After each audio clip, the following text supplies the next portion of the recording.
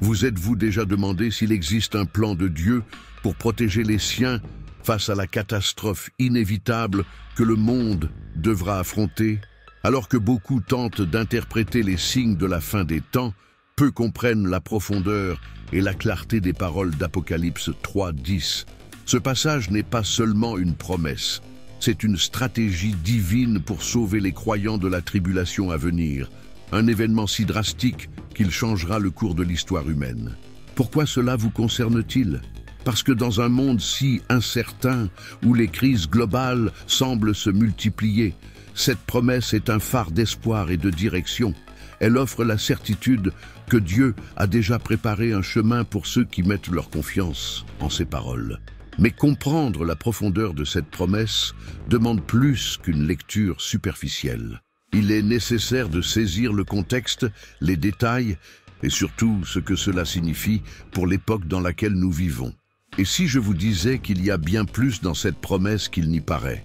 Apocalypse 3:10 parle directement de protection divine, d'un Dieu qui ne se contente pas de sauver, mais qui délivre entièrement les siens de la colère réservée aux habitants de la terre. Ce passage n'est pas seulement un avertissement, mais une invitation à chercher la sécurité que seule la foi en Jésus peut offrir.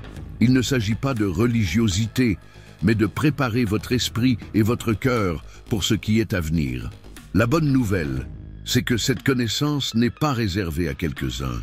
Vous êtes au bon endroit pour comprendre ce que beaucoup ignorent encore ou interprètent de manière erronée. Ici, vous trouverez des réponses claires, des explications détaillées et des applications pratiques qui transformeront votre façon de voir les temps que nous vivons. Cette promesse n'est pas une théorie lointaine, mais une vérité qui peut apporter la paix à votre cœur dès aujourd'hui. Si vous pensez que ces réflexions ont de la valeur, envisagez de vous abonner à la chaîne.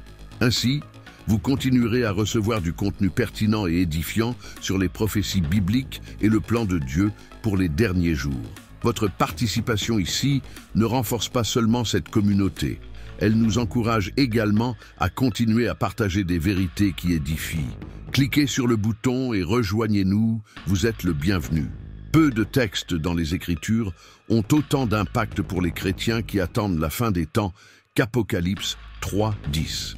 Cette promesse biblique chargée de sens parle d'un soin divin exclusif. Imaginez un père qui, prévoyant une tempête imminente, emmène ses enfants en lieu sûr.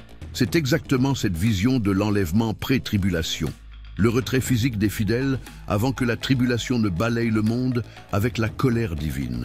Le texte apporte une consolation profonde. La parole de Jésus à l'église de Philadelphie n'était pas un discours vide, mais une déclaration solennelle de protection. Il promet de te garder de l'heure de l'épreuve, quelque chose qui va au-delà d'une simple garantie de sécurité. Pensez-y comme à un bouclier invisible qui non seulement protège, mais retire les fidèles du propre environnement du jugement. Et, convenons-en, qui ne voudrait pas échapper à quelque chose d'aussi terrible que la tribulation décrite dans l'Apocalypse. L'expression « te garder de l'heure » implique plus qu'une simple protection spirituelle. Le terme original en grec biblique révèle des couches de signification. C'est comme si Dieu disait « tu ne seras même pas là pour affronter cela ». Cependant, cette promesse n'est pas une excuse pour la négligence spirituelle. C'est un rappel que la relation avec Jésus est le billet pour ce retrait anticipé. Mais bien sûr, il faut vivre en accord avec les enseignements divins. Pour beaucoup, l'enlèvement semble quelque chose de lointain, presque comme une légende. Mais considérez les signes des temps mentionnés par Jésus: guerre, catastrophe naturelle et éloignement de l'humanité envers Dieu. Ce sont les battements de l'horloge de la fin. Apocalypse 3:10 est comme une carte au trésor pour ceux qui croient. Ne serait-il pas sage de ne pas ignorer un guide aussi clair en des temps aussi confus, n'est-ce pas? Maintenant, pensez au réconfort que cette promesse apporte. Savoir que l'Église, le corps du Christ, n'affrontera pas le jugement final, c'est comme entendre un médecin dire « vous êtes épargné d'un mauvais diagnostic ». C'est une invitation à l'espérance chrétienne, à la foi en Jésus et à l'encouragement spirituel. Cependant, cette sécurité ne signifie pas l'inaction. Au contraire, c'est un appel à la vigilance et au renforcement de la foi. À ce propos, si vous ressentez l'urgence d'être préparé pour les temps à venir et de comprendre le lien entre les événements actuels et ce que la Bible nous avertit, un e-book exclusif sur les prophéties bibliques est disponible dans le premier commentaire épinglé. C'est une ressource unique, développée pour éclairer et renforcer votre compréhension de ce qui est à venir. Mais attention, il sera disponible pour une durée limitée. Ne laissez pas passer cette opportunité. Votre préparation spirituelle peut commencer dès maintenant. Apocalypse 3:10 est un passage qui demande une attention minutieuse, surtout lorsque nous examinons le texte original en grec. La phrase « te garder de l'heure de l'épreuve » utilise l'expression « tereo ek » qui peut être traduite par « garder complètement hors d'eux ». Cela ne suggère pas seulement une protection spirituelle, mais un retrait total des fidèles du temps de la tribulation. C'est comme se trouver dans un bâtiment sur le point d'être démoli et être retiré avant qu'aucun dommage ne survienne. Le terme « Euka » porte un poids significatif dans cette interprétation.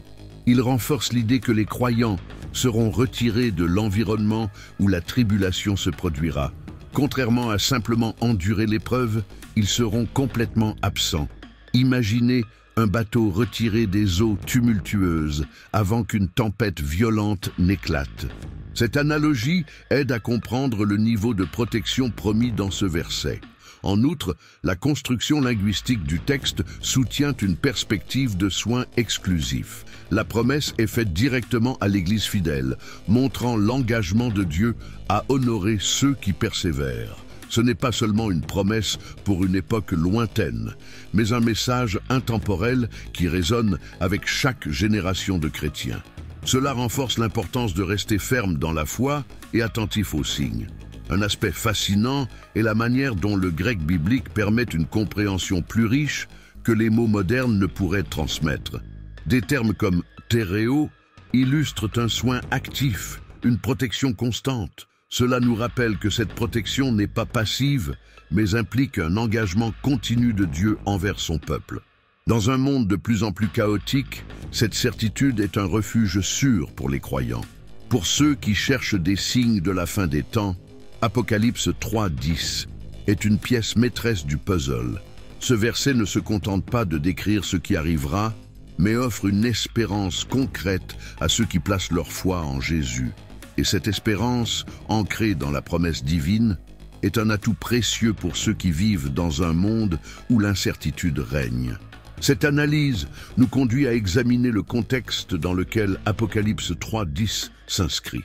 Comprendre les lettres aux églises et leur pertinence est essentiel pour saisir la profondeur de ce message. Cela nous mène au point suivant.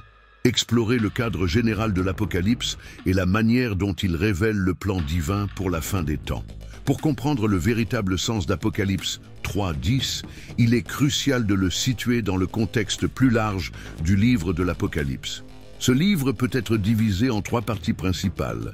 Ce qui s'est déjà passé, chapitre 1, ce qui se passait à l'époque, les lettres aux églises, chapitres 2 et 3, et ce qui est encore à venir, à partir du chapitre 4. Cette structure est une carte divine qui guide les lecteurs à identifier leur place dans la chronologie prophétique. Les lettres aux églises, où s'inscrit Apocalypse 3:10, représentent un moment crucial.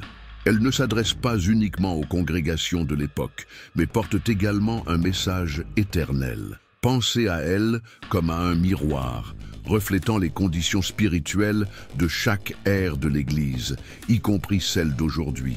Ce qui a été dit à l'Église de Philadelphie reste un avertissement et une consolation pour les croyants actuels. Chaque lettre contient un message personnalisé, et celle adressée à Philadelphie met en avant la persévérance. C'est un rappel que la fidélité est récompensée éternellement, tandis que l'éloignement de la foi a des conséquences. En lisant ces paroles, nous sommes invités à réfléchir. Comment vivons-nous par rapport aux promesses et aux avertissements contenus dans les Écritures? Cette introspection est fondamentale pour tout chrétien cherchant à comprendre le plan de Dieu. Le contexte de l'Apocalypse nous présente également l'idée de habitants de la terre, ceux qui sont ancrés dans le monde et rejettent Dieu. Cela contraste avec les croyants, appelés à vivre d'une manière céleste, indépendamment des circonstances terrestres. Cela renforce l'importance d'Apocalypse 3:10 comme une promesse pour ceux qui ont foi en Jésus par opposition à ceux qui affronteront le jugement final. Enfin, Apocalypse 3:10 met en lumière la protection divine qui transcende les époques. La promesse que les fidèles seront épargnés de la tribulation est une expression de la grâce divine. Cela nous amène à une réflexion. Avez-vous déjà songé à la manière dont ces promesses s'appliquent à votre vie aujourd'hui? Partagez vos idées dans les commentaires. Vos réflexions pourraient être une bénédiction pour quelqu'un en quête de réponse. Et qui sait, votre geste pourrait inspirer d'autres à continuer à méditer sur les vérités des Écritures. L'argument pré-tribulationniste trouve un soutien solide dans l'analyse des termes utilisés dans Apocalypse 3:10, en particulier l'expression grecque « éka » qui signifie « hors de ». Ce terme ne suggère pas une protection au milieu de la tribulation, mais un retrait complet de son influence. C'est comme une évacuation avant une catastrophe naturelle. Il ne s'agit pas de supporter l'impact, mais d'être en sécurité avant qu'il ne se produise. Ce choix de mots n'est pas accidentel, mais intentionnel, reflétant la promesse divine. Un exemple pratique de cela peut être observé dans la manière dont les Écritures utilisent « éka » dans d'autres contextes. Dans Jean 17:15, Jésus prie pour que les disciples soient protégés du malin. Mais le terme grec ici est différent. Cela renforce l'idée qu'Apocalypse 3:10 parle d'un retrait physique et non seulement d'une protection spirituelle.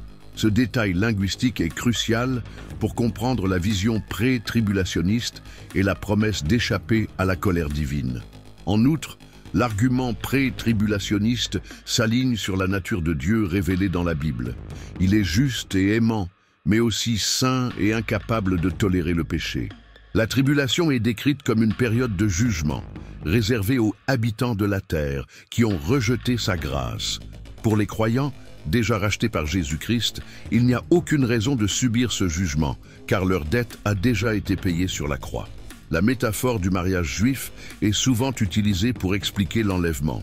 Dans le contexte biblique, l'époux venait chercher l'épouse avant de l'emmener à la célébration, loin des dangers du monde extérieur. Cela reflète le rôle du Christ comme l'époux venant chercher son Église avant la tribulation. La connexion entre cette tradition et l'enlèvement est une illustration puissante de la promesse de protection divine. Un autre point pertinent est la distinction claire entre l'Église et Israël dans les Écritures.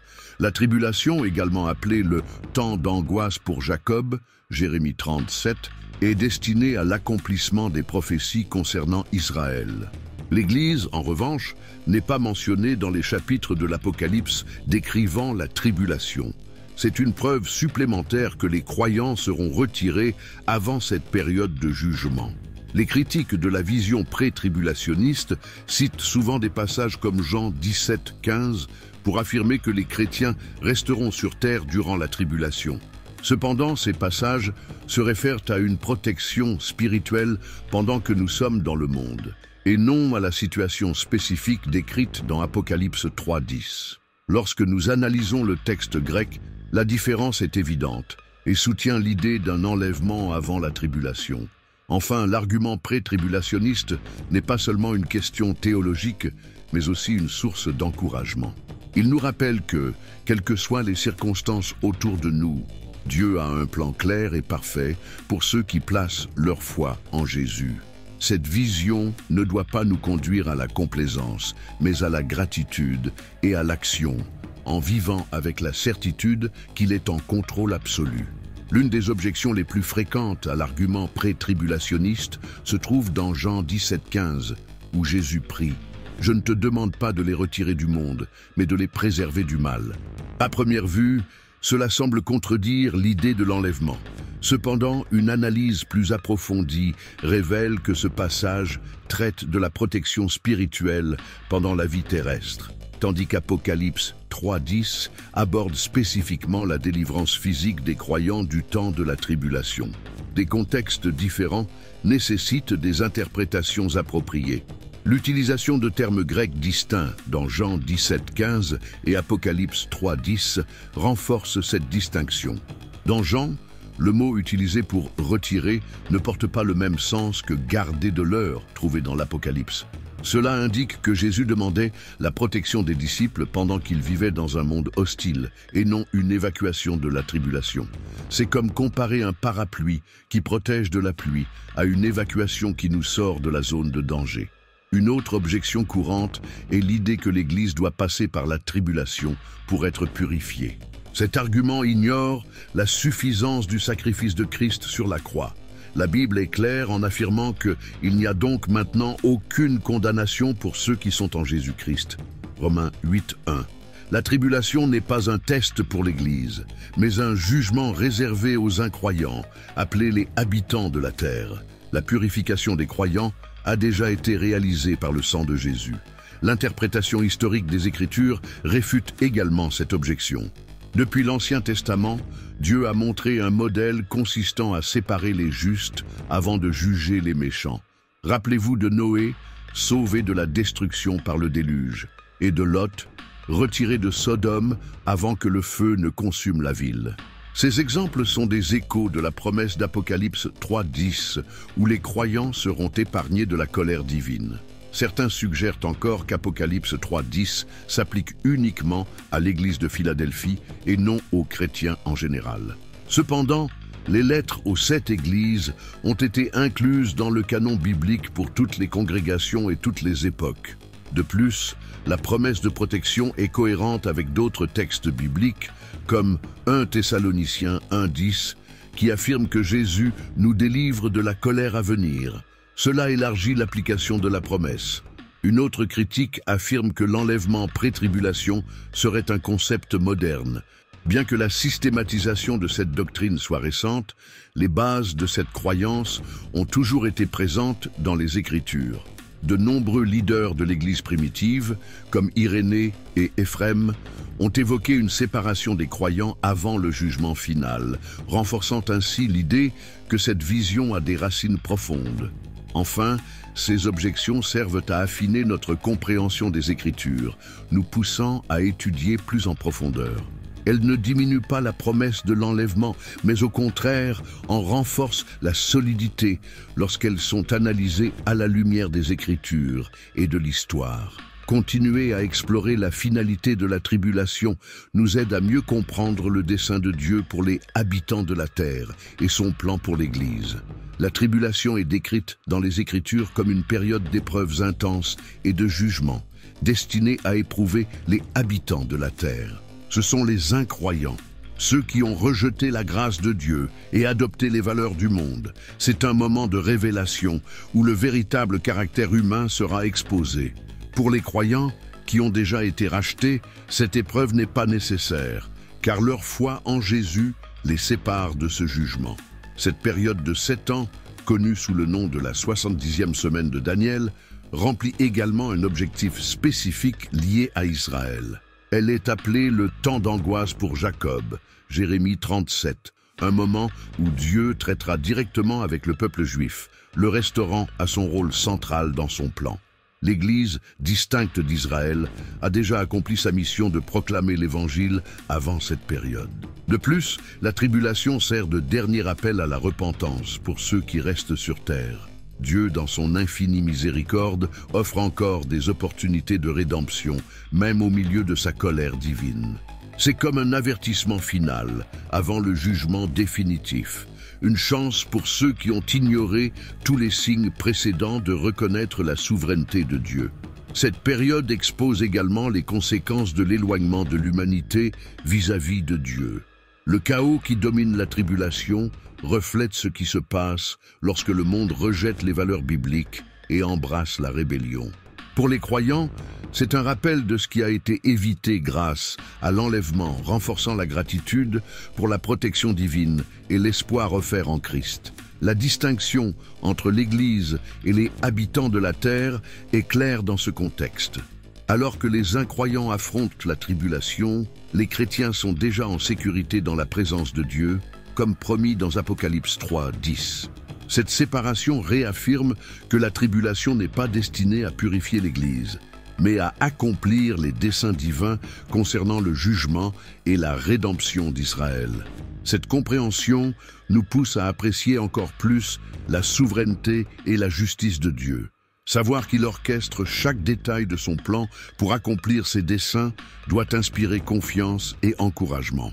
Cela nous rappelle également l'importance d'être toujours prêt, vivant avec fidélité et témoignant aux autres de la grâce de Christ tant qu'il en est encore temps. Et si vous pensez que ce type de contenu aide à apporter clarté et compréhension sur un sujet si pertinent, montrez-le en mettant un « j'aime ».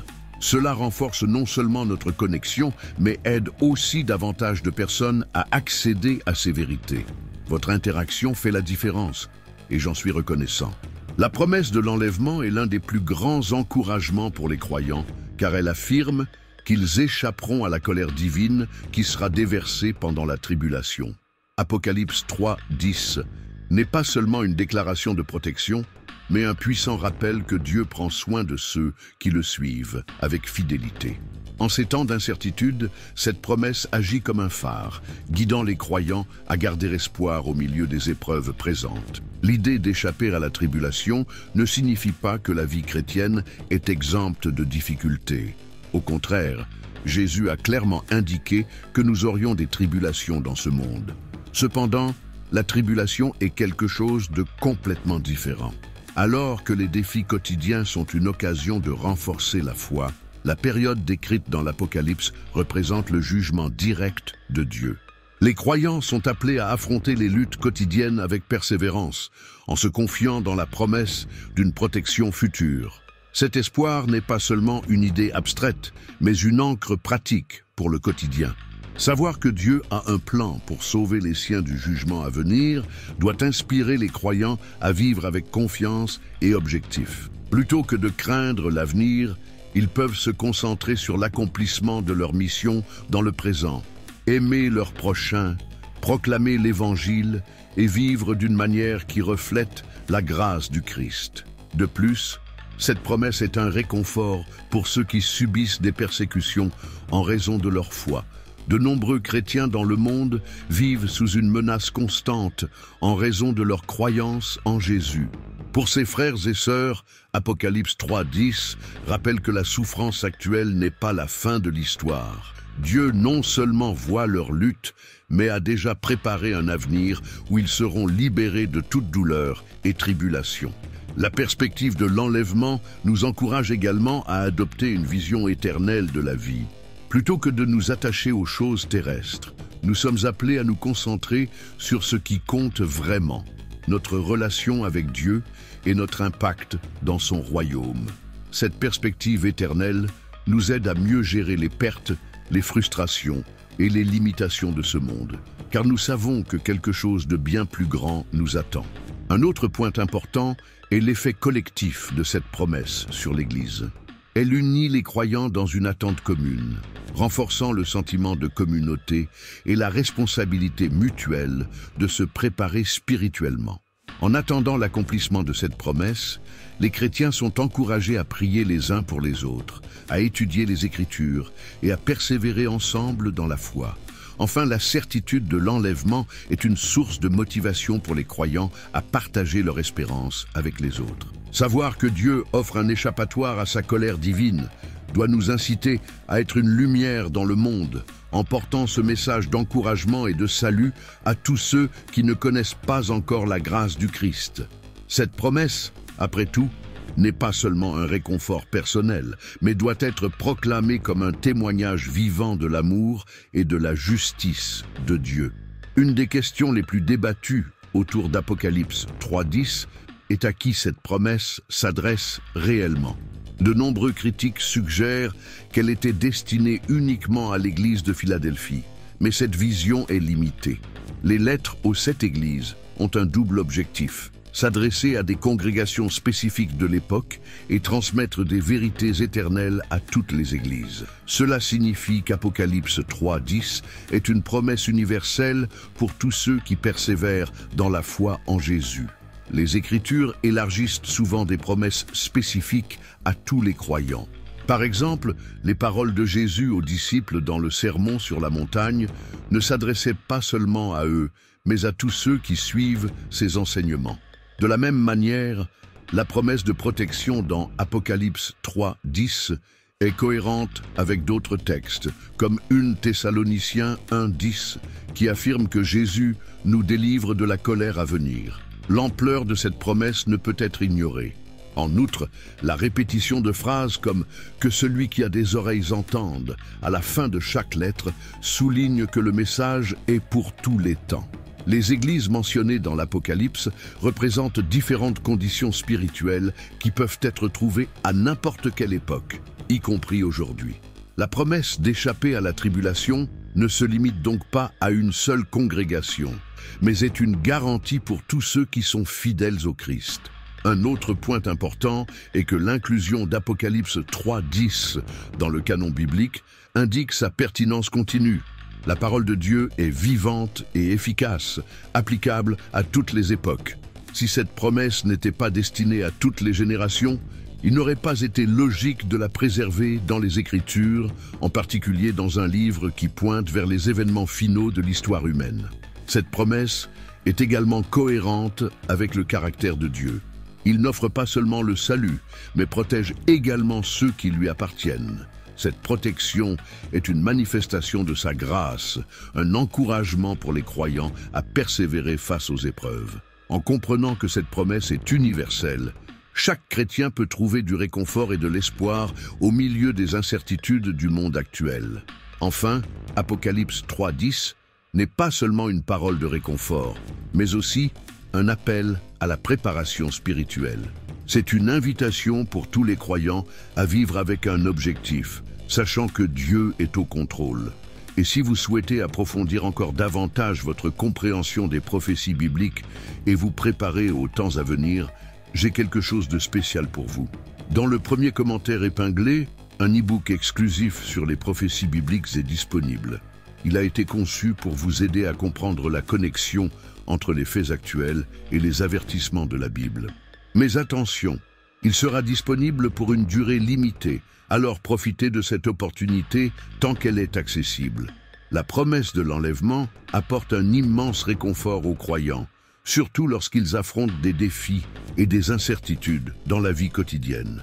Savoir que Dieu a déjà préparé un moyen de les protéger de la tribulation renforce leur foi et allège le poids des préoccupations terrestres. C'est comme un rappel constant que même au milieu des luttes, un plan plus grand est en cours, guidé par un Dieu souverain et fidèle. Ce réconfort pratique se reflète également dans la manière dont les chrétiens gèrent la peur de l'avenir. Dans un monde marqué par le chaos et l'imprévisibilité, la certitude que Dieu les protégera offre une base solide pour affronter toute difficulté. Cette confiance leur permet de vivre avec courage et objectif, au lieu de se laisser dominer par l'anxiété qui paralyse si souvent les gens. En outre, l'enlèvement met en évidence l'importance de vivre chaque jour en communion avec Dieu. Il ne s'agit pas simplement d'attendre passivement le futur, mais de rechercher activement sa présence à travers la prière, l'étude de la Bible et des actions qui reflètent l'amour du Christ. Le réconfort vient du fait de savoir que ces efforts ne sont pas vains. Ils orientent vers une destinée éternelle auprès du Père. Cette promesse transforme également la perspective face aux pertes et aux souffrances de cette vie. Bien que les douleurs soient réelles, elles sont temporaires et insignifiantes en comparaison avec la gloire qui sera révélée. Cette vision aide les croyants à affronter les moments difficiles avec patience, se rappelant que Dieu est aux commandes et que la souffrance n'aura jamais le dernier mot. Le réconfort pratique de l'enlèvement favorise également une attitude de gratitude. Au lieu de se concentrer sur ce qui manque ou échappe à leur contrôle, les chrétiens peuvent remercier pour ce que Dieu a déjà accompli et pour ce qu'il a promis de faire. Cette attitude non seulement élève l'esprit, mais impacte aussi positivement les relations et la manière dont ils interagissent avec le monde qui les entoure. Une autre façon d'expérimenter ce réconfort est de partager cette espérance avec les autres. Lorsque les chrétiens parlent de la promesse de l'enlèvement, ils renforcent non seulement leur propre foi, mais encouragent également ceux qui les entourent. Cet acte de partage apporte un sentiment renouvelé de but et de communauté. élargissant ainsi l'impact de la promesse divine. Enfin, le réconfort de l'enlèvement ne devrait pas être un prétexte à la complaisance, mais une incitation à l'action. Il nous appelle à vivre avec intention, en faisant de chaque instant un moment précieux pour le royaume de Dieu. C'est la beauté de cette promesse. Elle offre non seulement du repos pour l'âme, mais elle éveille aussi un sens des responsabilités, nous préparant à ce qui est à venir avec foi et détermination. Maintenant que vous comprenez la profondeur et l'importance d'Apocalypse 3:10, une question se pose. Que ferez-vous de cette connaissance? Les promesses de Dieu ne sont pas de simples paroles agréables. Elles sont des invitations à agir. Savoir qu'il a préparé un plan pour échapper à la tribulation devrait nous inciter à une réflexion plus profonde sur la manière dont nous vivons aujourd'hui. Sommes-nous vraiment prêts? Notre foi reflète-t-elle la confiance nécessaire pour embrasser ces promesses? Réfléchissez à l'impact que cette certitude peut avoir sur votre vie quotidienne. Comment cela change-t-il votre manière de faire face à vos défis, à vos priorités et même à vos préoccupations? Peut-être est-il temps de recentrer votre attention, de consacrer plus de temps à l'étude des Écritures, de renforcer votre communion avec Dieu et de partager cette espérance avec ceux qui vous entourent. Après tout, le temps est court et chaque moment compte. Souvenez-vous, la promesse de l'enlèvement n'est pas un appel à l'apathie, mais à l'engagement. C'est la certitude que tant que nous vivons pour Christ, nous sommes appelés à être une lumière dans un monde qui sombre dans l'obscurité. Êtes-vous prêt à vivre de manière à ce que votre vie soit un reflet de l'espérance que vous portez? C'est une décision que vous seul pouvez prendre, mais les récompenses sont éternelles. Et maintenant, permettez-moi de vous poser une question. Qu'en pensez-vous? Partagez vos idées, vos doutes ou vos expériences dans les commentaires. Votre interaction peut inspirer d'autres à réfléchir et à approfondir davantage les vérités bibliques. Plus important encore, elle crée un espace d'apprentissage mutuel où chacun peut grandir ensemble dans la foi. Enfin, si ce contenu a apporté de la valeur à votre vie et que vous souhaitez continuer à apprendre sur des sujets aussi profonds et transformateurs, abonnez-vous à la chaîne. Ici, vous trouverez des explications claires, des analyses détaillées et un espace pour renforcer votre foi. Votre abonnement est plus qu'un geste. C'est une manière de nous aider à atteindre davantage de personnes avec des messages qui peuvent changer des vies. Grandissons ensemble dans ce but.